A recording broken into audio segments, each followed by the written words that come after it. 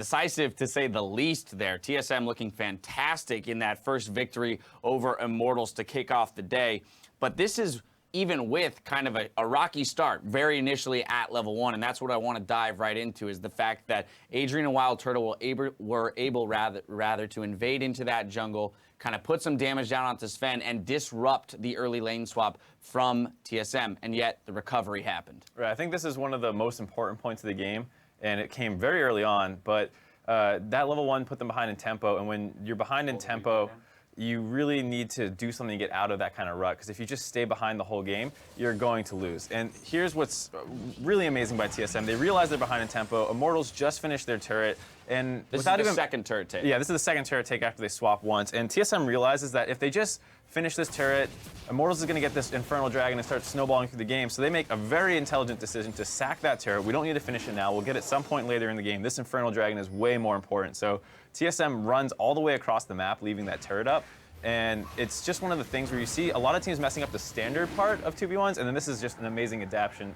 adaptation, yeah, there you go. By TSM to just cut this dragon off, and then they even get rewarded with a kill from it because Immortals is just so like, oh god, they interrupt their dragon, let's recall and start trying to move around the map again. Right. And then next thing you know, cut off and killed by Doublelift there for first blood. First blood there for Doublelift. Yeah. I think one of the reasons why that worked so well is because Bjergsen had priority in mid lane, where Vlad was just kind of bullying Anivia around.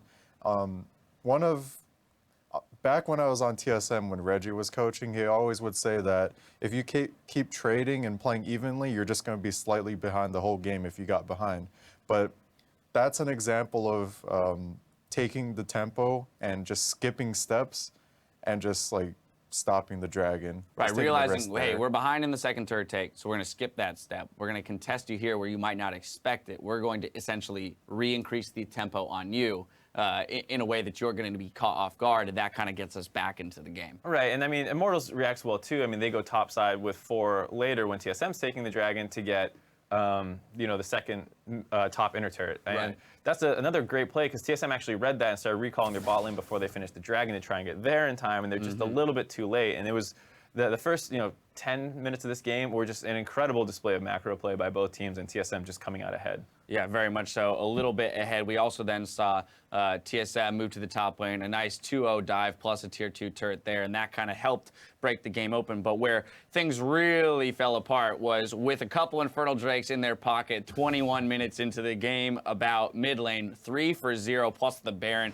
I mean, the work that Bjergsen does here off to the side, essentially 1v2, 1v3 if you include Adrian there, is nuts. I mean, this is the power of Infernal Drake when you get ahead, and the Vladimir who didn't get shut down. I mean, they gave Pobelter this kind of counter pick. I mean, they last picked the Anivia, and when you put that draft priority in a lane that's supposed to be one of your strongest points on the map, and it's losing, especially with even Ignite as your summoner, so you can't even try and move around the map. You kind of put so many resources and it doesn't go anywhere, it's bad news. I'm not even sure if that's a counter pick. I think Vladimir is just one of those champions that just wins every single matchup, except maybe Swain. But even then, like, if your mid laner can build full tank and still do a ton of damage, like where's the counter play? Because he's got the world coming to it. I know, right? I mean, we have seen a couple other teams put out that Anivia opposite Vladimir and be successful with it in a few cases. But here, even Bjergsen coming out with a CS lead, in the isolated 1v1, he was still managing to, come out with a CS lead. So just demonstrating his mastery of that champion, and then with the Infernal Drakes on top of everything, just kind of skating through the rest of it. Now let's talk about what might happen in Game 2, because if you're on the side of Immortals, you might be a little bit fearful now. This was a more dominant game than even we expected. A lot of us looking at this would say there's going to be pretty even series. It's going to be super back and forth. It's going to come down to maybe a late game team fight. And yet TSM did just look cleaner, a little bit more together in this one. Once they had their slight advantage, they played it very, very clean.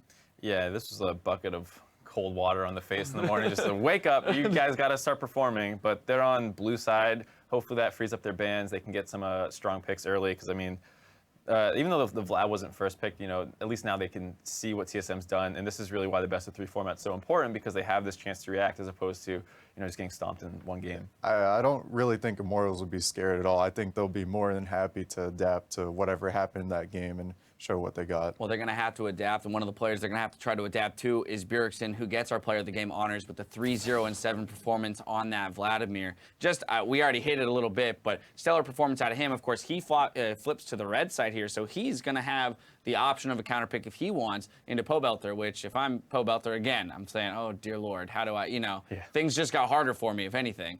If anything, it might have just been the champion itself. You just maybe it's a thing where you just can't give away Vlad, and since they're playing against each other this week, they're not going to be scrimming against any mid laners on the level of Bjerg, so maybe Bjerg is on top of the meta, and they're just learning just now. All right, well, TSM out of the gate hard today. Don't touch that mouse, though, because when we come back, we've got more league action headed your way in just a few minutes. It's Game 2 between TSM and Immortals right after this.